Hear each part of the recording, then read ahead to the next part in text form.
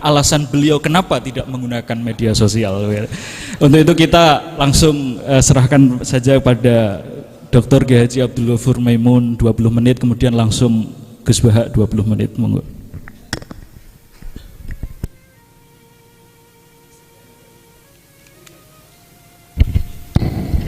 Assalamualaikum warahmatullahi wabarakatuh. Bismillahirrahmanirrahim. Tabarakalladzi nazzala al-furqana ala 'abdihi liyakuna lil-'alamin nadhira. Allahumma shalli ala sayyidina Muhammadin wa ala alihi wa sahbihi wa sallim asma'in nama ba'du. Yang kita hormati bersama Syekhina Murabbi Ruhina Kiai Haji Maimun Zubair wa ahli baiti. Juga enggak lupa Mas Hakim sebagai direktur atau termasuk penguasa ya, penguasa TV 9 yang tadi mempromosikan TV 9. Karena ini nuansanya seminar, maka saya punya pemikiran yang berbeda biar kesannya itu udah kong kali kong. Saya melihat bahwa kita ini sudah subjek bukan objek. Karena setahu saya santri-santri itu misalnya ngapalkan alfiah capek terus manfaatkan lihat sinetron, jadi mereka itu alat untuk kita terhibur. Bukan kita diperalat sinetron, tapi kita memperalat sinetron. Misalnya tadi beliau cerita bapak-bapak jadi korban karena ibu-ibu melihat bapak-bapak yang ganteng pakai jas uangnya banyak. Sebetulnya ibu-ibu juga jadi korban karena nggak secantik yang di TV. jadi ini penting saya ketahui. Begitu juga melihat Real Madrid misalnya. Kita ini kalau ngidolakan pemain lokal, kan datangkan pelatih, ngelatih itu mahal, bikin stadion mahal, mendingan ngidolakan yang sudah jadi. Lagi-lagi mereka kita jadikan objek dari keinginan kita yang nggak mau repot-repot, ya beli yang instan gitu. Jadi ini mungkin yang saya beda dengan beliau. Saya ini sering ketemu para dokter, para profesor di Jogja, bahkan saya bikin komunitas grup diskusi kematian. Itu profesor-profesor yang mau mati itu sering diskusi sama saya. Kenapa ini penting? Karena mereka bilang gini, Pak Bahak, dunia ini pasti kita tinggalkan saja, perumusnya banyak. Masa kematian yang kita songsong nggak ada perumusnya gitu. Makanya kita bikin tim perumus kematian.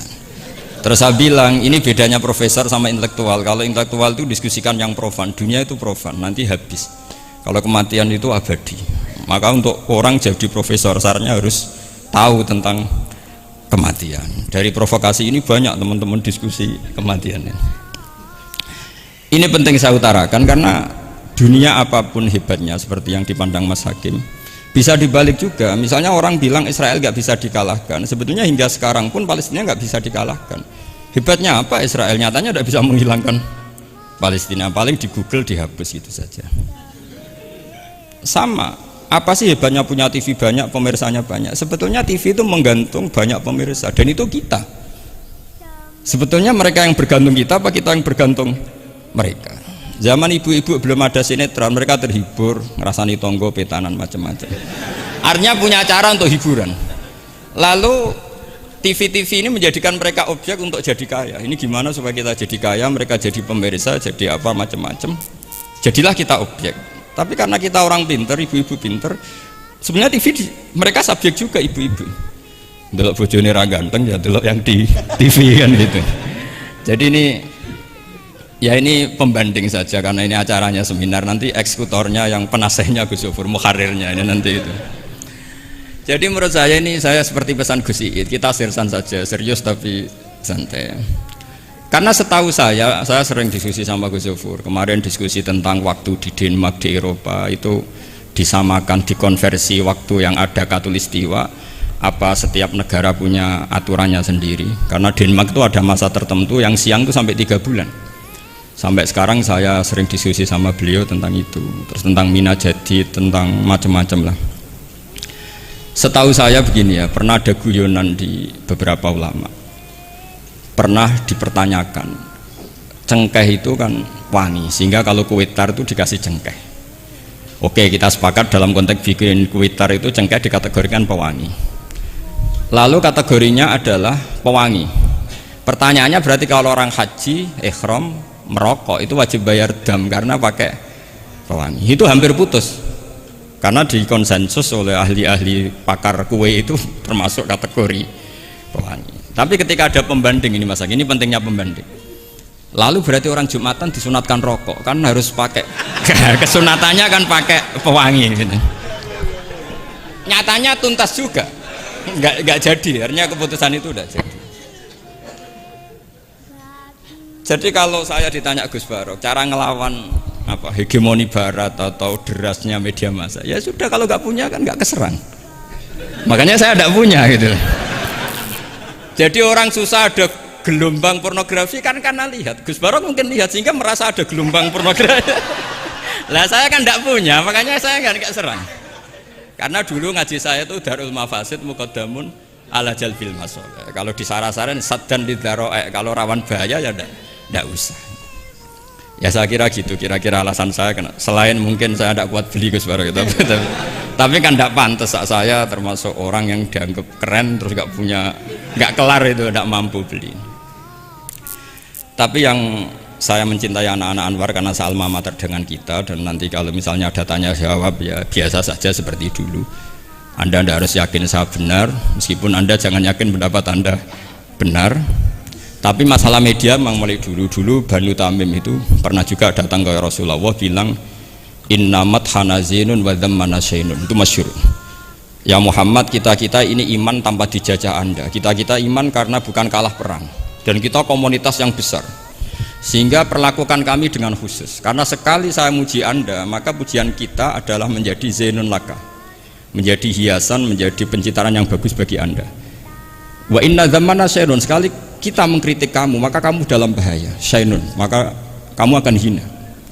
Apa jawab Rasulullah? Enak saja Nabi jawabnya, zaka Allah, kita ini orang iman, kalau dikritik media ya tenang saja, yang penting intawah benar. Nah mungkin saya latihan di makom itu sehingga saya itu sama media biasa saja. Istri saya lihat sinetron, setahu saya gitu, bersumpek gitu, delok dunia gitu, hiburan delok sinetron. Ini sebenarnya kita subjek apa objek?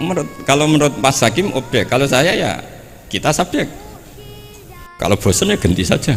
Kalau bosan ganti. Jadi kita yang memainkan mereka, bukan kita yang dimainkan mereka. Wong yang pegang remote kita.